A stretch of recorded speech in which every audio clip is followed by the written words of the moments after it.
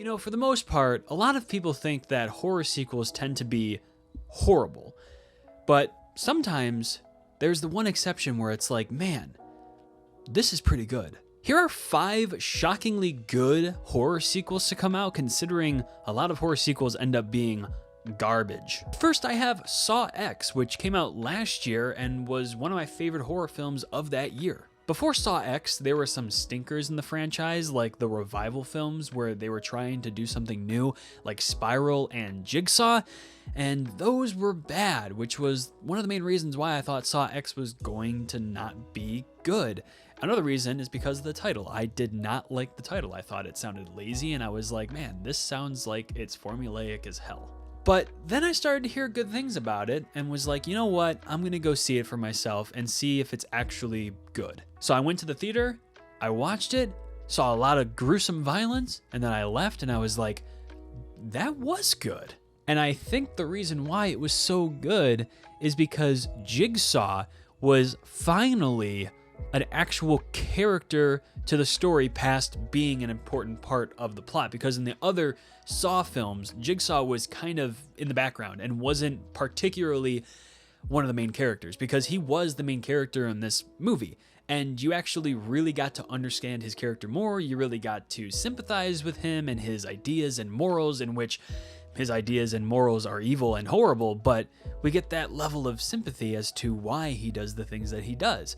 And I really enjoyed that aspect of the movie. It also had some pretty graphic and disgusting kills that, you know, were actually pretty tasteful as far as creativity-wise goes. I think the Saw movies do something great, and that's be original with every single kill they come up with. I don't think there's ever been one that's like been super similar to the last, but Saw X had some really, really scary kills. And I don't typically get really uncomfortable when it comes to that kind of violence, like I was talking about in Terrifier in my other video, but the kills in this movie were really, really getting to me. Like I connected to the characters, and seeing them die was just like, oh, this is crazy. So yes, Saw X, I really, really, really like this movie. If you haven't seen it yet because you think that all the Saw movies past the first 2 are pretty bad, don't think like that, because Saw X is very, very, very good. Next on this list, I have Halloween from 2018, which is the first Halloween film that we've gotten since 2009 with Rob Zombie's Halloween 2, which I actually just recently watched for the first time because people were saying that it was something of craziness, but I freaking hated that movie. But Halloween 2018 was very, very refreshing, and might I say, one of the best Halloween Michael Myers films ever. But then we got Halloween Kills, and then we got Halloween Ends, and then I was like, man, these movies kind of suck. But I look back on Halloween 2018 and realize one thing.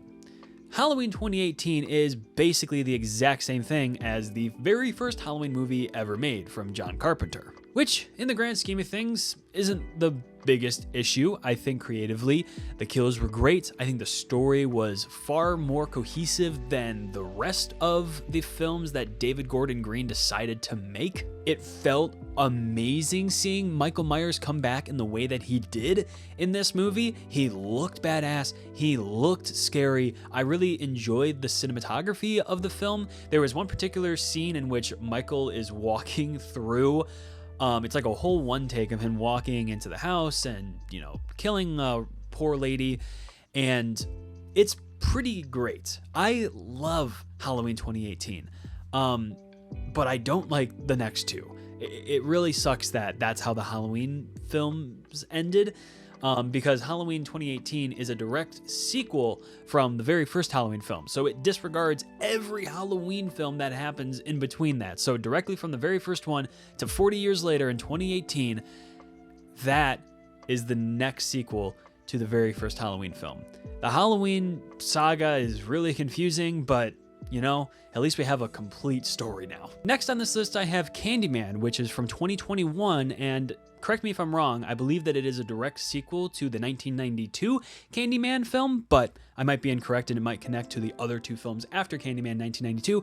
But anyways, I really enjoyed Candyman from 2021, and I don't think a lot of people were talking about it. But overall, the story of Candyman 2021 was pretty dang creepy. And I think one of its best features was the cinematography. I think it captured the very creepy vibes of it very well. And when we're going through the movie, we are watching a guy slowly decaying and becoming the Candyman.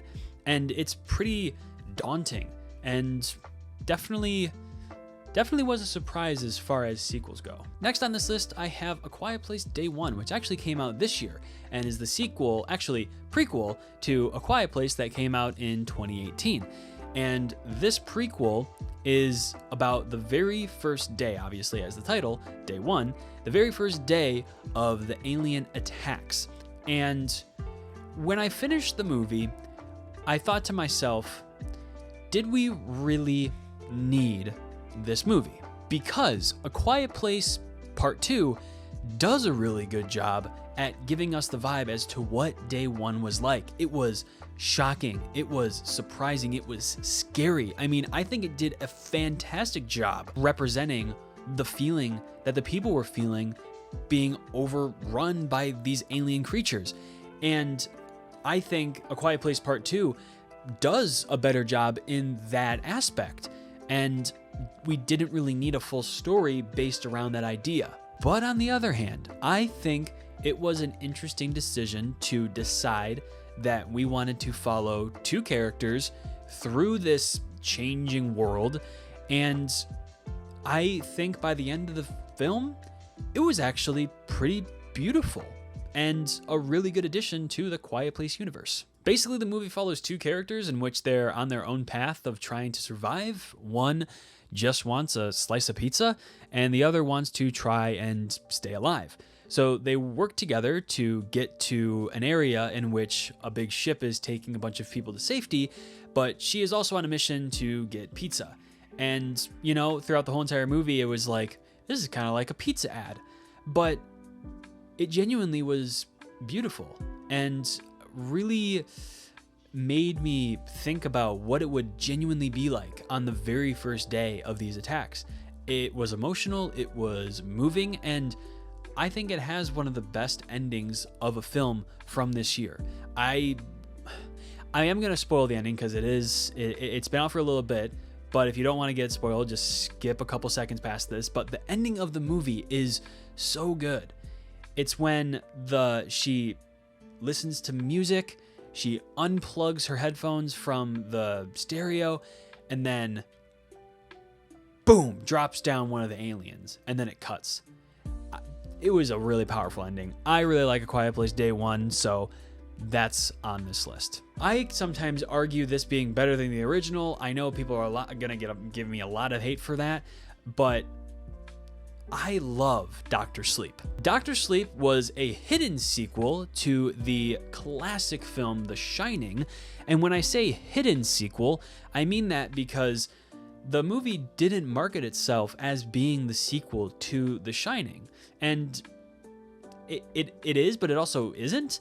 And I think that this is just one of the best horror sequels ever made. It's directed by Mike Flanagan, and he actually may be the most influential horror director out there right now. He is making some of the best horror media right now, and he is so good. I know a lot of people aren't a huge fan of Dr. Sleep and they don't think that it's a worthy sequel to The Shining, but I happen to disagree with that. I think Dr. Sleep is a fantastic sequel, and yes, arguably, The Shining is a better movie. It's creepy because it doesn't have to really try super hard to be creepy. And not saying that Dr. Sleep tries super hard to be creepy, but there's definitely more put into Dr. Sleep to give us those creepy feelings. But I think that Dr. Sleep has underlining senses of beauty, and it's just a really interesting way of looking at life and death, and Dr. Sleep was definitely slept on, no pun intended. But anyways, that'll bring us to the end of this video. That was 5 horror sequels that are actually pretty good. So if you know of any horror sequels that are surprisingly good to the original, let me know in the comments below, so they might be able to end up in the next video. But again, that will bring us to the end of this video. Thank you so much for watching. I appreciate every single one of you. And remember, your movie moment is right around the corner. See you in the next video.